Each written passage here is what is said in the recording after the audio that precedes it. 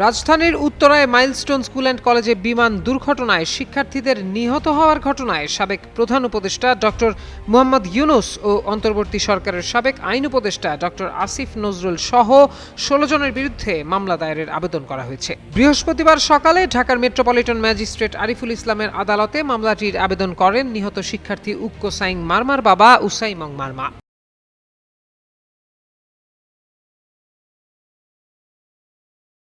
এ সময় আদালত বাদীর জবানবন্দি রেকর্ড করে আদেশের জন্য অপেক্ষমান রাখেন। বাদীপক্ষের আইনজীবী এ.কে.এম. শরীফুদ্দীন গণমাধ্যমকে বিষয়টি নিশ্চিত করেছেন। অন্তর্বর্তী সরকারের সাবেক পরিবেশ ও দুর্যোগ ব্যবস্থাপনা মন্ত্রণালয়ের উপদেষ্টা ডক্টর রিজওয়ানা হাসান, সাবেক প্রেস সচিব শফিকুল আলম, রাজুক চেয়ারম্যান, রাজুক উত্তরার ফিল্ড সুপারভাইজার, শিক্ষা মন্ত্রণালয়ের সচিব সিদ্দিক জুবায়ের, প্রতিরক্ষা মন্ত্রণালয়ের সচিব, বাংলাদেশ বিমান বাহিনীর air chief marshal Hasan Mahmud Khan সহ মোট ১৬ জনকে মামলায় আসামি করা হয়েছে।